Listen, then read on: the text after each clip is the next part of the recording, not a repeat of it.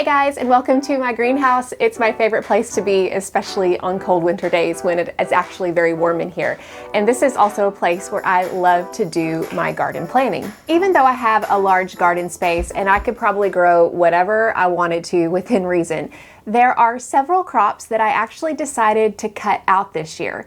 And I'm going to share those with you today, but before I do that, I just want to give you an idea of my mindset and why I'm cutting the crops that I am. When I sat down to start planning out my garden using my complete garden planner this year, I wanted to wait and step back from all the choices. If you have gotten seed catalogs like this in the mail, you know they're so fun, but there are also lots of choices inside. So before I dove into all of the options, I just wanted to think about my garden in general as the season as a whole and what kind of experience did I want to have.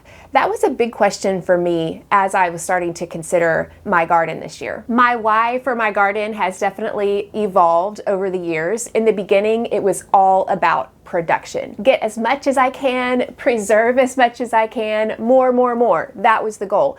And that served me well. It made me a better gardener. I learned a lot. Not only did I learn a lot about gardening in general by trying lots of different things, but I also learned a lot about my own family and what we eat and what we don't eat, what rots in the crisper, what sits on a canning shelf for years without being eaten. I've learned quite a bit about what kind of garden actually serves our family. With that in mind, I came up with 4 words that I want to describe my garden this year, and that will set the tone for the way I'm planning my garden. And those 4 words for me are simplified, diverse, manageable, and enjoyable. Manageability and enjoying my garden have become more and more important to me over the years.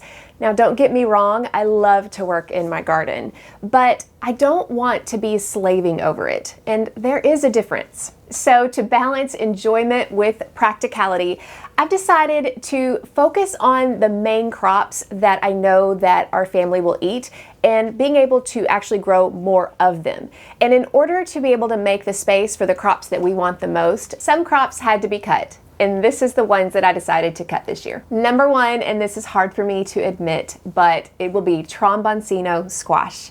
If you watched the video earlier this year, I shared with you all the benefits of growing Tromboncino squash. The main thing for me was its resistance to the squash vine borer, which is a big deal, but it also is a dual-purpose squash. You can eat it as summer squash and you can save it for winter squash. It's highly productive, and in my 2022 garden, I think that I harvested probably a dozen or more huge Tromboncino squashes that are meant for like winter squash type use.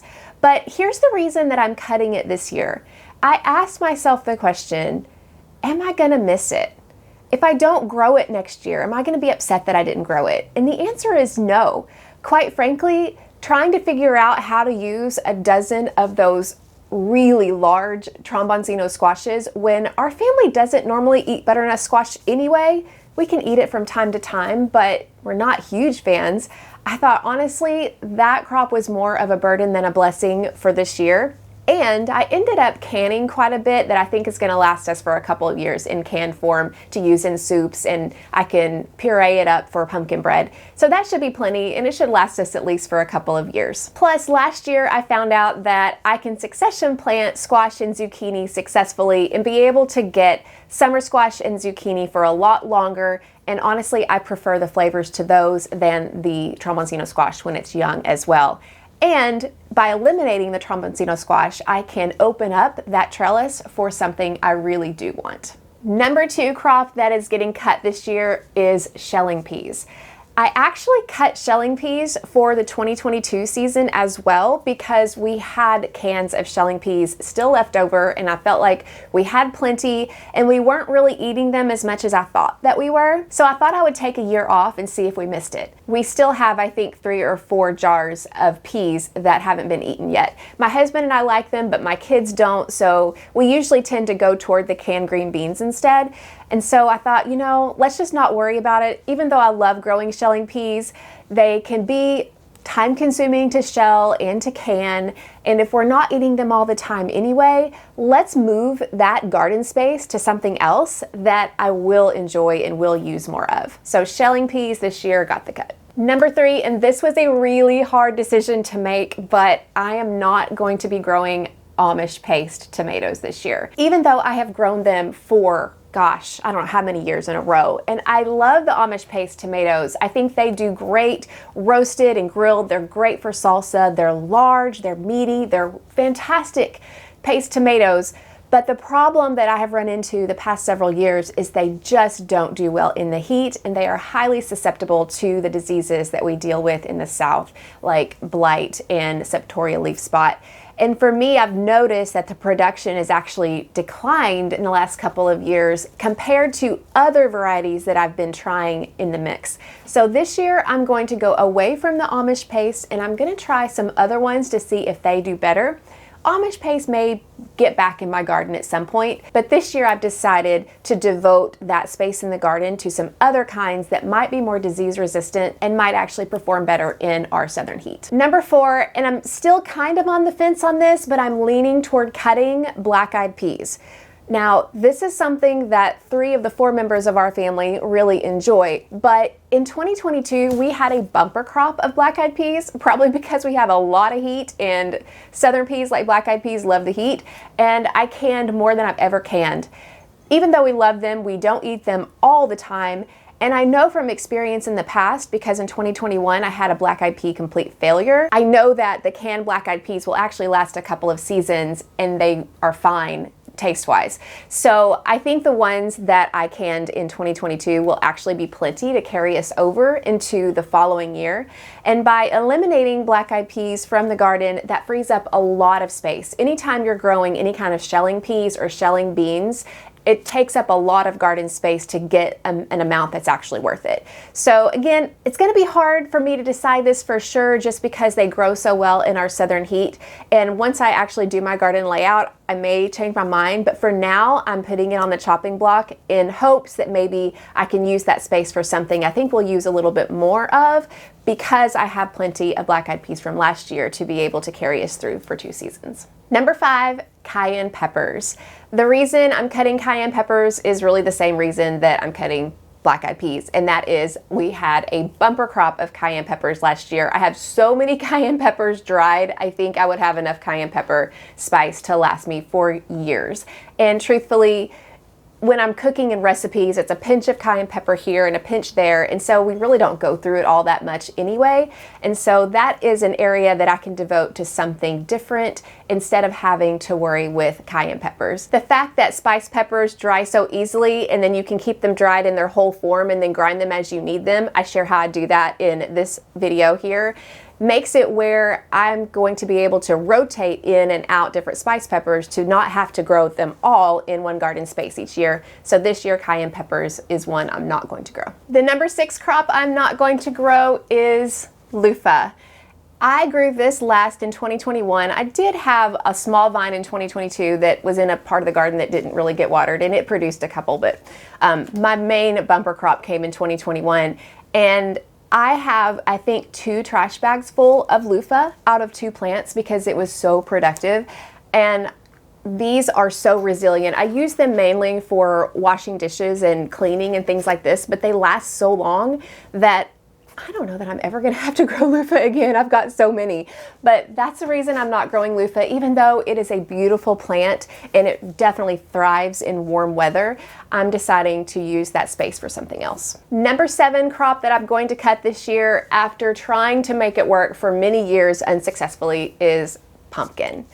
I really wanted to have pumpkin because we do really like pumpkin bread, and around the holidays, my kids, my family likes pumpkin pie and that kind of thing, but pumpkins are really hard to grow in my experience when you have the squash vine borer, and they're really bad with a pumpkin. And unlike squash, like summer squash, where you have a quick harvest and you can get a few before the squash vine borer kills the plant, with a pumpkin, you have to have this long season for the pumpkins to actually ripen. I've had a couple of the small pumpkins ripen before the vine borer gets them in years past, but they take up so much space in the garden, it just isn't worth the headache. I had to think about it, and I was like, okay, how much do we actually eat pumpkin? Not that much. For the amount that we actually eat it around the holidays in the wintertime, I think it'd just be easier to buy it and use that space for something else.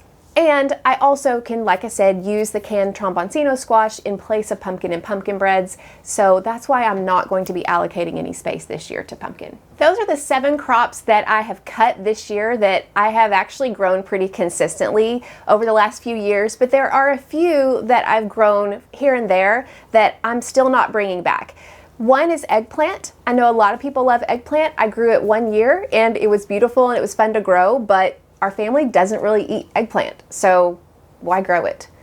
Number 2 was cucamelons. I grew that 1 year as well because it was all the rage online and it looked so cute and it produced a lot, but I didn't love it and it wasn't really easy to preserve, so most of them went to the chickens. Again, for me and my garden, a waste of space. I'm glad I grew it once because it was fun, but it had its time in my garden and it doesn't need it anymore. And number 3, tomatillos. I actually grew tomatillos for several years in a row to make salsa verde, and I really enjoyed it. Our family did. But when tomatillos actually ripen, it's about the same time in my area that everything else ripens, and so having to take the time to make the fresh salsa verde was actually more of a chore than anything else, and it to me really wasn't worth it.